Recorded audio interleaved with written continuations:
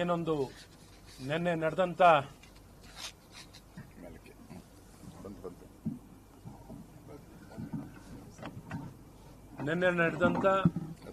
ಜಮ್ಮು ಕಾಶ್ಮೀರ್ನಲ್ಲಿ ಪಹಲ್ಗಾಮ್ನಲ್ಲಿ ನಡೆದಂತ 28 ಜನರನ್ನ ಭಯೋತ್ಪಾದಕರು ಕೊಂದಿದ್ದಾರೆ. ಈ ಘಟನೆಯನ್ನ ಮೊದಲನೇದಾಗಿ ಖಂಡಿಸುತ್ತಾ ಈ ಭಯೋತ್ಪಾದಕರ ಧರ್ಮ ಆಧಾರಿತವಾಗಿ ಭಯ ಹುಟ್ಟಿಸುವಂತ ಈ ಪ್ರಯತ್ನವನ್ನ ನಾವು ಖಂಡಿಸಿ ಈ ಒಂದು ಘಟನೆಯಲ್ಲಿ ತೀರಿದಂತ ವ್ಯಕ್ತಿಗಳ ಆತ್ಮಕ್ಕೆ ಮೊದಲು ಶಾಂತಿಯನ್ನು ಕೋರಿ ಅವರ ಕುಟುಂಬಕ್ಕೆ ಇದನ್ನು ಎದುರಿಸುವಂತ ಶಕ್ತಿ, ಅವರ ನಷ್ಟವನ್ನ ತಡ್ಕೊಳ್ಳುವಂತ ಶಕ್ತಿ ಭಗವಂತ ಅವರಿಗೆ ಕೊಡ್ಲಿ. ದೇಶದ ನಮ್ಮ ಐಕ್ಯತೆ, ಒಗ್ಗಟ್ಟು ಮುರಿಲಿಕ್ಕೆ ಸದಾಕಾಲ ಪ್ರಯತ್ನವನ್ನ ಉಗ್ರಗಾಮಿಗಳು, ಭಯೋತ್ಪಾದಕರು ಸತತವಾಗಿ ಪ್ರಯತ್ನವನ್ನ ಮಾಡ್ತಾನೆ ಇದ್ದಾರೆ.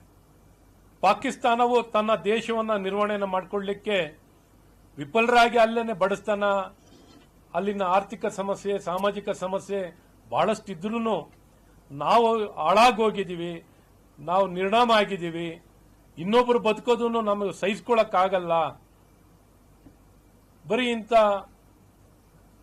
ಭಯೋತ್ಪಾದಕ ಕೃತ್ಯಗಳನ್ನ ಮಾಡಿ ಅಲ್ಲೊಂದು ಇಲ್ಲೊಂದು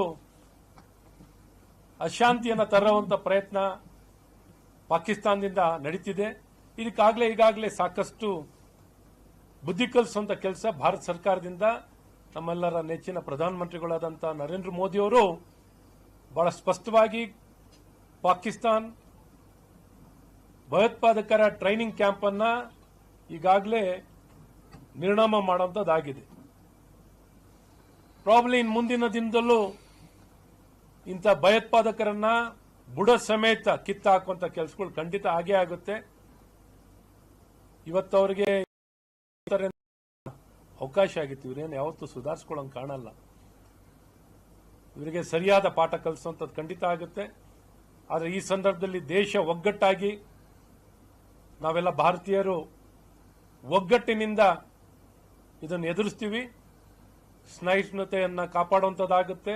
ಸೌಹಾರ್ದತೆ, ಶಾಂತಿಯನ್ನು ಕಾಪಾಡಿ ಇಡೀ ದೇಶ ಒಂದಾಗಿ, ಪಕ್ಷಾತೀತವಾಗಿ, ಧರ್ಮಾತೀತವಾಗಿ ನಾವೆಲ್ಲರೂ ಭಾರತೀಯರು ಭಾರತದ ಮೇಲೆ ಇಂಥ ಯಾವುದೇ ಅಕ್ರಮ, ಇಂಥ ಯಾವುದೇ ಭಯೋತ್ಪಾದಕ ಚಟುವಟಿಕೆ ನಡೆದರೆ ನಾವು ಸಹಿಸಿಕೊಳ್ಳಲ್ಲ.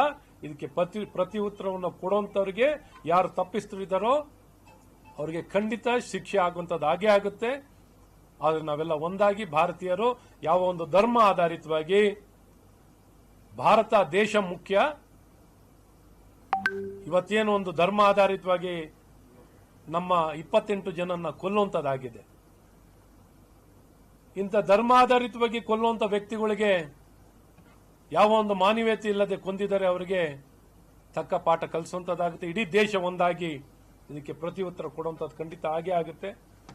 ಇದನ್ನು ಸಂಪೂರ್ಣವಾಗಿ ಖಂಡಿಸಿ ಇವತ್ತು ಈ ದಿಕ್ಕಿನಲ್ಲಿ ನಮ್ಮ ನಾಯಕರಾಗಿರುವಂತಹ, ಪ್ರತಿಪಕ್ಷದ ನಾಯಕರಾಗಿರುವಂತಹ ಅಶೋಕಣ್ಣನವರು ಈಗಾಗಲೇ ನಮ್ಮ ಪಕ್ಷದ ವತಿಯಿಂದ ಅಥವಾ ಸಾರ್ವಜನಿಕರು ಎಲ್ಲರೂ ಒಂದಾಗಿ ಇಡೀ ರಾಜ್ಯದಲ್ಲಿ ಇವತ್ತು ಏನೊಂದು ಕ್ಯಾಂಡಲ್ ಲೈಟ್ ಅನ್ನ ಹತ್ತಿಸುವ ಮೂಲಕ ಈ ಒಂದು ಕೃತ್ಯನಲ್ಲಿ ಸತ್ತಿರುವಂತಹ ವ್ಯಕ್ತಿಗಳ ಆತ್ಮಕ್ಕೆ ಶಾಂತಿ ಕೋರುವಂಥದ್ದು ಮತ್ತು ಇಡೀ ದೇಶದಲ್ಲಿ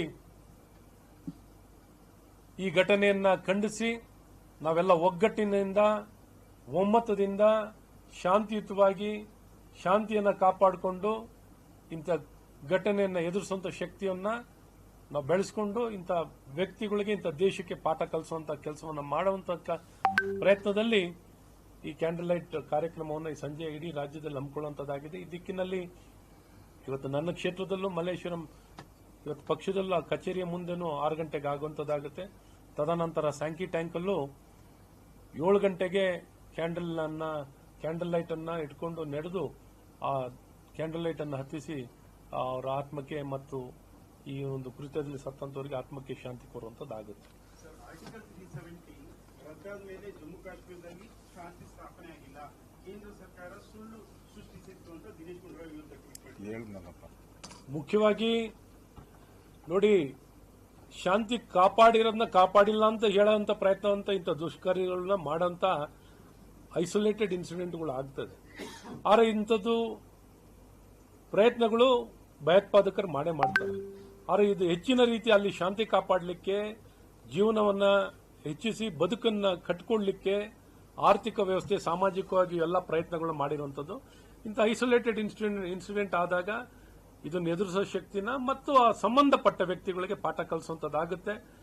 ಇವತ್ತು ಇವರು ಈ ರೀತಿ ನಡೆದಂಥ ಘಟನೆಯ ಸಂದರ್ಭದಲ್ಲಿ ಇಂಥ ಹೇಳಿಕೆ ಕೊಡೋದು ಎಷ್ಟು ಮಟ್ಟಿಗೆ ಸರಿ ಇದೆ. ಕರ್ನಾಟಕದಲ್ಲೇ ನೀವು ನೋಡಿದ್ದೀರಾ ಯಾವ ರೀತಿ ಆತ್ಮಹತ್ಯೆ ಸರ್ಕಾರದ ಅಧಿಕಾರಿಗಳು ಮಾಡ್ಕೊತಿರೋದು, ಇಲ್ಲಿ ಯಾವ್ಯಾವ ರೀತಿ ಘಟನೆಗಳು, ಬಾಂಬ್ ಬ್ಲಾಸ್ಟ್ಗಳು, ಇನ್ನೊಂದು ಮತ್ತೊಂದು ಕರ್ನಾಟಕದಲ್ಲಿ ಚಟುವಟಿಕೆಗಳು ನಡೆದಿರುವಂತದ್ದಿದೆ. ಇವನ್ನೆಲ್ಲವೂ ನಡೆದಾಗ ಮೊದಲೇ ರಿಯಾಕ್ಷನ್ ಏನಿತ್ತು ಅವ್ರಿಗೆ? ಭಯೋತ್ಪಾದಕರು ಮಾಡಿದ್ರು ಸಹ ಅಲ್ಲ ಅಂತ ಹೇಳ್ತಿದ್ರು. ಇವರೇ ಮೊದಲೇ ಸರ್ಕಾರನೇ ಡಿಕ್ಲೇರ್ ಮಾಡೋದು. ಒಬ್ಬ ಸಾರ್ವಜನಿಕದಲ್ಲಿ ಏನು ಗೊತ್ತಿಲ್ಲದವ್ರು ಮಾತಾಡೋ ರೀತಿಯಲ್ಲಿ ಇವ್ರು ಮಾತಾಡ್ತಿದ್ರು. ಇವತ್ತೆಲ್ಲ ಇಂಥ ಘಟನೆ ನಡೆದಾಗ್ಲೂ ಸರ್ಕಾರ ಒಂದು ಸರ್ಕಾರವಾಗಿ ಜವಾಬ್ದಾರಿಯುತವಾಗಿ ನಡ್ಕೊಂಡಿರೋಂಥದ್ದು ಯಾವತ್ತೂ ನಾವು ನೋಡಿಲ್ಲ. ಆದ್ರೂ ಈ ಸಂದರ್ಭದಲ್ಲಿ ನಾವು ಬೇರೆ ಏನು ಮಾತಾಡ್ಲಿಕ್ಕೆ ಇಷ್ಟಪಡಲ್ಲ. ಇವತ್ತು ಇಡೀ ದೇಶ ದುಃಖದಲ್ಲಿದೆ. ಇವತ್ತು ನಾವು 28 ಜನ ಕಳ್ಕೊಂಡಿರುವಂತ ದುಃಖದಲ್ಲಿ ಇರುವಂತದ್ದಿದೆ. ಆ ಸಾಂತ್ವನ ಇಡೀ ದೇಶ ಈ ಮೌನವನ್ನು ಆಚರಿಸುವಂತಿದೆ. ಇಂಥ ಘಟನೆಯನ್ನ ಖಂಡಿಸಲಿಕ್ಕೆ ಇಡೀ ದೇಶ ಒಗ್ಗಟ್ಟಾಗಿ ನಿಂತಿದೆ.